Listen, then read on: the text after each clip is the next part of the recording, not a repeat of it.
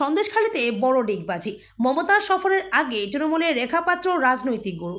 সন্দেশখালীর ঘটনার প্রায় এক বছর পর অবশেষে সোমবার সন্দেশখালী যাচ্ছেন মুখ্যমন্ত্রী। সরকারি পরিষেবা প্রদান অনুষ্ঠানে যোগ দেবেন তিনি।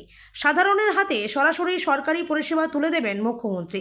তার আগেই তৃণমূল শিবিরে এলেন সন্দেশখালী আন্দোলনের মুখ বিজেপি প্রার্থী রেখাপাত্র রাজনৈতিক গুরু। মুখ্যমন্ত্রীর সফরের আগের দিন সন্দেশখালী আন্দোলনের অন্যতম মুখ সুজয় মাস্টার ওরফে সুজয় মণ্ডল যোগ দিলেন তৃণমূলে। রবিবার সন্দেশখালী 2 নম্বর ব্লকের তৃণমূল পার্টি অফিসে গিয়ে শাসক দলের নাম লেখান কর্ণখালী প্রাথমিক বিদ্যালয়ের শিক্ষক। সন্দেশখালী আন্দোলনের অন্যতম মুখ সুজয় মণ্ডল রেখাপাত্র রাজনৈতিক গুরু বলে পরিচিত। মুখ্যমন্ত্রী সন্দেশখালী যাওয়ার আগে অন্যতম আন্দোলনকারীর তৃণমূলে যোগদান বিশেষ তাৎপর্যপূর্ণ বলে মনে করা হচ্ছে। সন্দেশখালীর তৃণমূল বিধায়ক সুকুমার মাহাতোর দাবি, নিজের ভুল বুঝতে পেরে শাসক দলে যোগ দিয়েছেন সন্দেশখালীর আন্দোলনকারী সুজয়।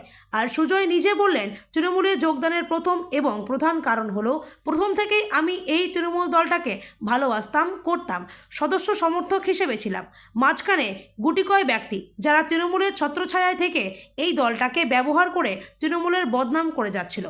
তারা হচ্ছে শিবপ্রসাদ হাজরা, উত্তম সর্দার, শেখ শাহজাহান।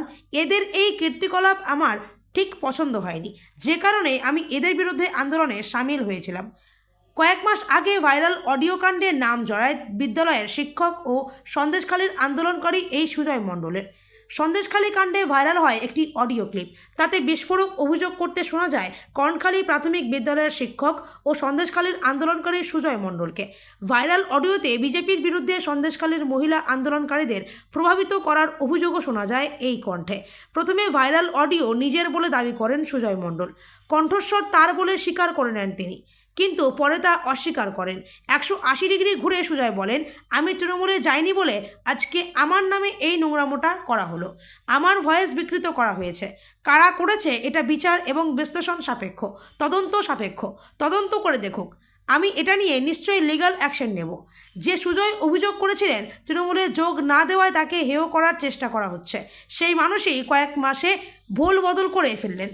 এবার সেই তৃণমূলের নাম লিখিয়ে ফেললেন সন্দেশখালীর আন্দোলনকারী সুজয় মণ্ডল, তাও আবার মুখ্যমন্ত্রীর সফরের আগেই, শেখ শাহজাহানের গ্রেপ্তারের ঠিক 1 বছরের মাথায়।